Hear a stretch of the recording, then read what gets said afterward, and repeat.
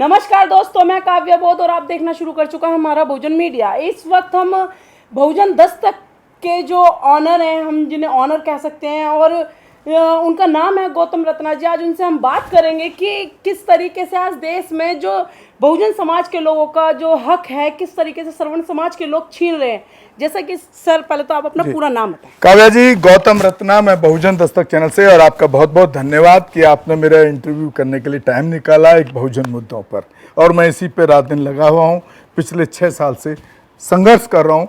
समाज को जस्टिस दिलाना मेरा मेन फोकस होता है। बताएं आपका क्या सर, आज एक बड़ा अहम मुद्दा निकल के आता है कि छत्तीसगढ़ के अंदर सर्वण समाज के लोग किस तरीके से बहुजन समाज के लोगों के नाम पर, जैसे जाति प्रमाण पत्र बनवाए जाते हैं हमारे यहाँ एससी समाज, एसटी समाज, ओबीसी समाज के, तो उसी मतलब आज एससी एसटी समाज के ही जाति प्रमाण पत्र बनाकर सर्वण समाज के लोग बहुजन समाज के पदों को हड़पना चाहते हैं। तो वहीं पे बहुजन समाज के लोग नंगे होकर रोड पर प्रदर्शन कर रहे हैं। तो उसके बारे में आपका क्या कहना है?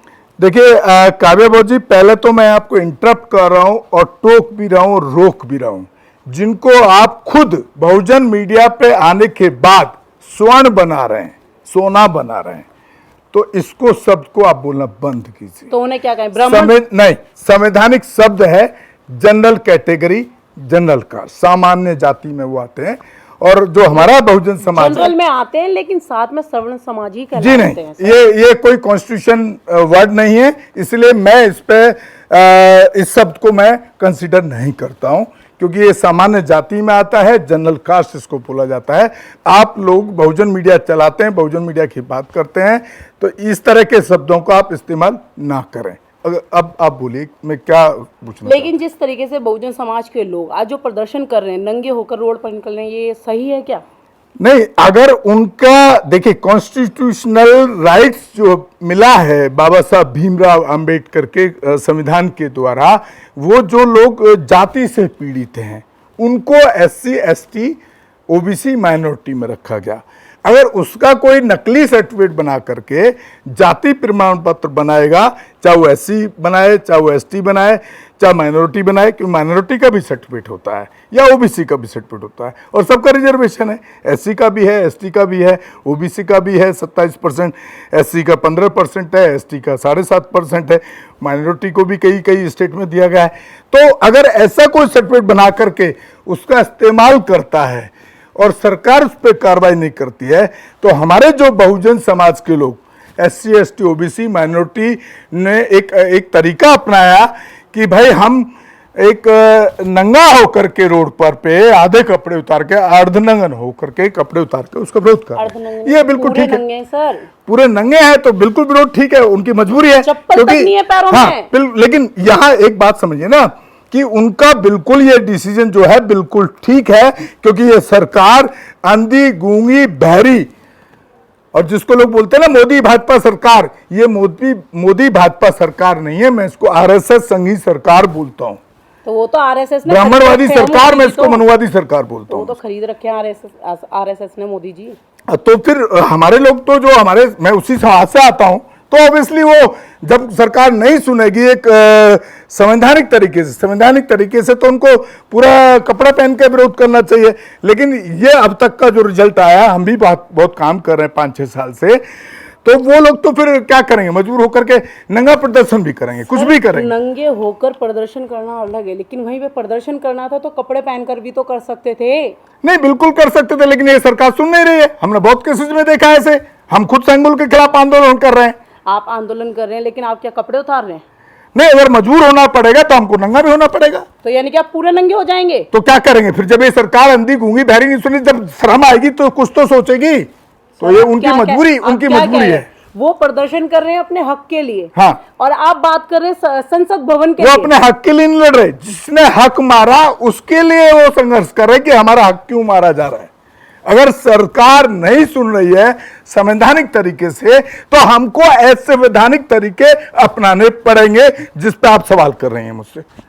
तो आप इस मुद्दे पे ये बताइए कि अब उनके जैसे कहें कि निचोड़ क्या है कि वो नंगे होकर तो रोड पर आ चुके हैं, तो उससे क्या लगता है कि जो सर्वण समाज के लोग हैं, जनरल के लोग हैं, हाँ। क्या वो एससी एसटी के अपने जाति प्रमाण पत्र अभी भी बनवाना बंद करेंगे या नहीं सर, नहीं, वो तो जो आदमी करप्टेड है, जो आदमी करप्टेड है, जिसका धंधा ही करप्शन है, वो आज से नहीं रहा। वो 5000 साल का इतिहास बताता है। वो मंदिर के नाम पे करप्शन करते रहे, वो पूजा के नाम पे करप्शन करते रहे। मुझे थोड़ा हंसी आ जाती है इस पे, पूजा पाठ और पाखंड पे, अंधविश्वास के नाम पे आप लोगों को लूटते रहे, करप्शन करते रहे।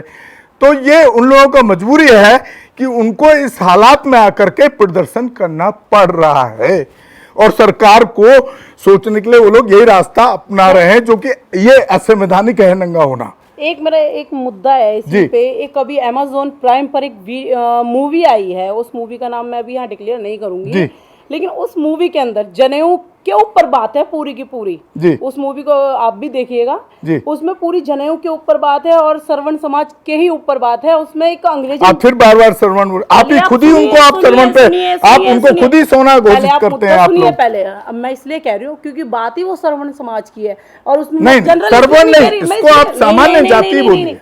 उस मूवी के अंदर जनरल नहीं कहा गया है, हाँ। श्रवण समाज ही कहा गया है। तो मैं वही चीज बोल रही हूँ आपको, पहले पूरा मुद्दा सुनिए। देखिए मूवी है, देखिए मूवी है, सर, बीच बहुत में- सारे, नहीं, सुनिए बीच मूवी, में- आपने मूवी का बात छेड़ रहे हैं बीच में। मूवी है, अलग अलग मुद्दों पर मूवी आती है। एक मूवी एक इंटरटेनमेंट का एक तरीका है, लेकिन सर उसमें एंटरटेनमेंट नहीं है ना। मैं बात क्या कह रही हूँ, आप मेरा पूरा मुद्दा सुनिए। उस मूवी के अंदर बात होती है, एक अंग्रेजन बोलती है कि ये जो जनेऊ है आपने किस लिए पहना है। तो मैं आपसे एक एक सवाल पूछूंगी उस मूवी का, मुझे जी जवाब बताइए। हाँ बोलिए। जनेऊ का मतलब क्या होता है? देखिए जनेऊ मेरे हिसाब से तो एक पाखंड है। आप लकड़ी का एक गुट, वो ये क्या बोलते हैं उसको, ऐसा गोला बना करके पहन लीजिए, या कहीं जंगल से कोई पेड़ पौधा बना करके, या जंगल की कोई फल बना करके उसमें से आप सुई प्रो दीजिए, वो तो उनके लिए भगवान हो जाता है। ये तो हमारे बहुजन समाज को सोचना चाहिए ना, लेकिन क्यों उसको पहन रहे हैं? अरे आप बार बार स्वर्ण जनरल कास्ट की बात कर रहे हैं, आपका बहुजन समाज नहीं पहनता है क्या? वो पहनना तो छोड़े, हम तो उसकी बात करते हैं, हमेशा डेली बात करते हैं। जी क्यों पहन रहे हैं उसको लात मारिए, वो अंधविश्वास का प्रतीक है, पाखंड है वो। सर, इस मूवी के अंदर एक बात और कही गई है कि आप लोग ये जो पहनते हैं जनेऊ, तो इससे क्या आप सबसे ऊपर हो जाते हैं। लेकिन उसी मूवी के अंदर एक ब्राह्मण समाज का व्यक्ति बोलता है कि हम सर्वश्रेष्ठ हैं और भगवान ने हमें सबसे ऊपर रखा है, हम जनेऊ पहनते तो एक कदम और ऊपर आ जाते हैं। देखिए इस पूरे भारत, क्या मैं भारत की बात नहीं कर रहा हूं, मैं पूरा विश्व का गारंटी लेता हूं और चैलेंज करता हूं, चाहे किसी भी धर्म का व्यक्ति हो, किसी भी जाति का हो, किसी भी समाज का हो, अगर ये प्रूव कर दे कि पूरी दुनिया के अंदर कोई भगवान नाम की चीज है या क्रिश्चियन नाम की उसके अंदर मूवी के अंदर यही पूछा गया है कि आपको क्या स्पेशली भगवान ने सर्वश्रेष्ठ ही बनाया था क्या? मैं आपको वही तो बोल रहा हूं कि जब मैं चैलेंज कर रहा हूं पूरी दुनिया को, not in Bharat, not in ब्राह्मण, नॉट इन बहुजन समाज, मैं पूरी दुनिया को चैलेंज कर रहा हूं। अगर कोई ये प्रूव कर दे कि पूरी दुनिया के अंदर कोई भगवान नाम की शक्ति है, उस दिन गौतम रत्ना संन्यास ले लेगा अपने जीवन से। भगवान होते हैं, आप कैसे बोल सकते हैं? क्या बात कर- लोगों पे भूत प्रेत आ जाते हैं चलते चलते रोडों पे। मैं एक बात बताऊं आपको, आज 45 साल का संघर्ष है इस सिस्टम से लड़ने का, अंधविश्वास और पाखंड से लड़ने का। आज तक मुझे तो भूत प्रेत नहीं आया, आज तक कोई मुझे ब्राह्मण नहीं मिला, आज तक मुझे जनरल कास्ट के जो व्यक्ति जो भगवान में विश्वास रखते हैं, अंधविश्वास पाखंड में, पूजा में, वो मेरे पे जादू क्यों नहीं करा पाए? देख सकते हैं ना सोशल मीडिया पर धीरेन्द्र शास्त्री सोशल भी आ मीडिया रहे पे तो हैं। कुछ भी चलता हो। धीरेन्द्र शास्त्री कितने आए, कितने चले गए? आप कैसे कह सकते हैं कितने आए? वो तो जादूगर हैं, पर्चा खोल देते हैं, वो- एक सेकंड में वो- आपको पर्चा खोल वो देंगे। एक धंधा है। मेरा पर्चा खोल के दिखाया, मैं चैलेंज करता हूं धीरेन्द्र शास्त्री को। क्या बात कर रहे हैं आप? कर सकते हैं, वो लाखों अनुयायी आते हैं उनके लाखों पास, ने धीरेन्द्र- वही मतलब जो अनपढ़ लोग हैं, गवार लोग, सर अनपढ़ लोग आप कैसे कह सकते हैं? अरे, अनपढ़ लोग नहीं आने, एक उनके मिनट पास सुनिए। पढ़े लिखे लोग हैं। पढ़े लिखे लोग भी अगर उसको नहीं पढ़ते हैं, साइंस को, सुनिए, एक ने 12वीं किया, पढ़े लिखे लोग आप किसको बोलते हैं भारत में, हमारे देश के अंदर? एक ने 10th किया, 5वीं किया, 7वीं किया, 8वीं अरे किया, सर, BA 10वीं MA करने वाले लोग हैं, BA BA MA करने वाले लोग मैं हैं। कह रहा हूं आपको, बता रहा हूं, पूरी लाइन मेरी सुनिए। IPS का एग्जाम भी दिया, IAS का एग्जाम भी दिया। अगर उसने साइंस को नहीं पढ़ा तो मैं उसको भी अंधा भक्त बोलता हूं, पाखंड बोलता हूं, अनपढ़ बोलता हूं, खुलेआम बोल रहा हूं चैनल पे। एक IPS IRS भी अंधभक्त है जब तक वो साइंस को नहीं पढ़ता है, क्योंकि IPS की पढ़ाई, IAS का एग्जाम एक पर्टिकुलर सब्जेक्ट के लिए होता है, जिसमें से उनकी एक लिस्ट बनती है, उससे IAS IRS और IFS ये सब IPS निकलते हैं। तो वो एक सब्जेक्ट की पढ़ाई है। जब वो साइंस को नहीं पढ़ रहे हैं, तर्कशील चीजों को नहीं पढ़ रहे हैं, तो मैं तो उनको अनपढ़ कहता हूं। एक कारपेंटर से कुछ नहीं है, जैसे माइनॉरिटी का एग्जांपल देना चाहता हूं। एक मुस्लिम समाज का बच्चा, मुस्लिम समाज का परिवार अपने बच्चे को एक ऑटो की दुकान पर लगा देता है, एक एसी की दुकान पर लगा देता है, एक कारपेंटर की दुकान पर। क्या सीखे वो? एक कारपेंटर लकड़ी का आकार बनाना सीखा, एसी वाला एसी ठीक करना सीखा, ऑटोमोबाइल वाला ऑटोमोबाइल ठीक करना सीखा। वैसे ही आईएएस, आईआरएस, आईपीएस की पढ़ाई को मैं मानता हूं, because of that's a reason कि उसने साइंस को नहीं पढ़ा। अगर वो साइंटिफिकल तर्कशील होगा, साइंस को पढ़ेगा, उसके लॉजिक को पढ़ेगा, तब उसको समझ आएगा कि जो मैंने पढ़ाई की है, जो एक कारपेंटर पढ़ा था, जो एक एसी मैकेनिक बना था, जो एक मोटर मैकेनिक बना, वैसे ही मैं आईपीएस, आईआरएस अपनी रोजी रोटी के बना हूं। और वो संविधान नहीं पढ़ा, वो बाबा साहब के आइडियोलॉजी को नहीं पढ़ा, वो पेरियर को नहीं पढ़ा। अगर ये पेरियर को पढ़ लें, ज्योतिबा फूले को पढ़ लें, जैसे कि मैं एग्जांपल दे रहा हूं आपको, थोड़ा लंबा हो रहा है, सॉरी।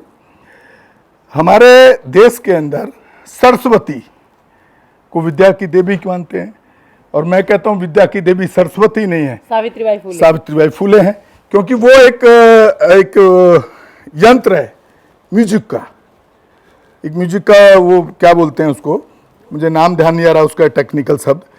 वो एक यंत्र बजाती हैं, उन्हीं का उस कंडीशन में सरस्वती एक यंत्र बजाती हैं जो म्यूजिक का इंस्ट्रूमेंट है, उसको बजाती हैं वो।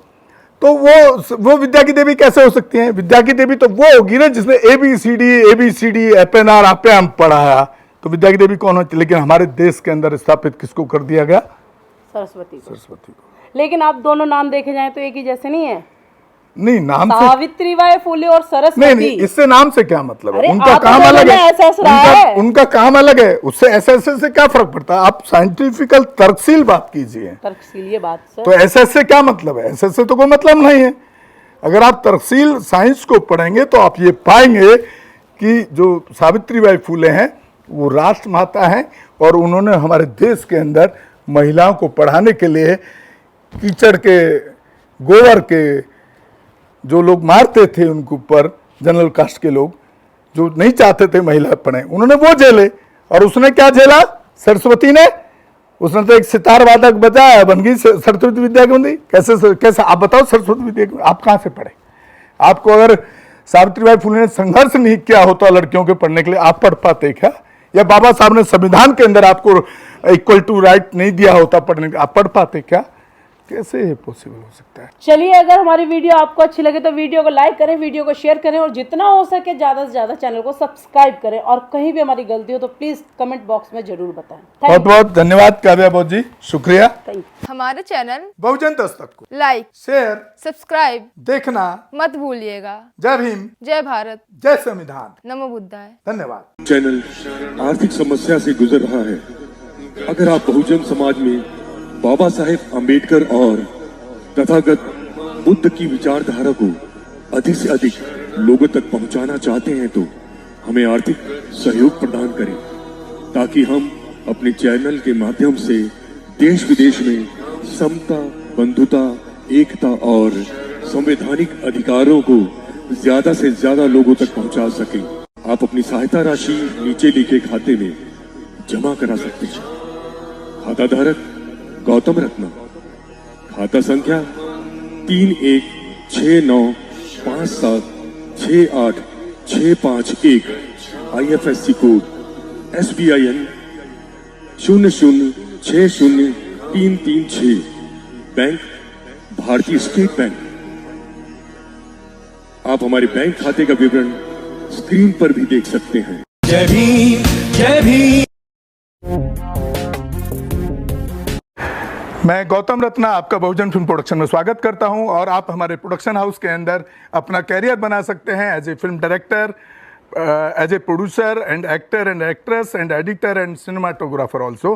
अगर आपको फिल्म से रिलेटेड कुछ भी प्रोजेक्ट आपको बनवाना है तो हमारे पास में पूरा सेटअप है, जिसमें फिल्म कैमरा है, शूटिंग लाइट्स है और एडिटिंग है। सारा A to Z एक ही जगह पर आपको हमारे यहाँ पर मिल जाएगा। तो दोस्तों, आप हमें कांटेक्ट कर सकते हैं हमारे नंबर्स पर 9810085714, और 8510005714। हमारे वेबसाइट पे विजिट कर सकते हैं www.filmserviceindia.com और हमें मेल भी कर सकते हैं gautamfilmsproduction@gmail.com पर। धन्यवाद।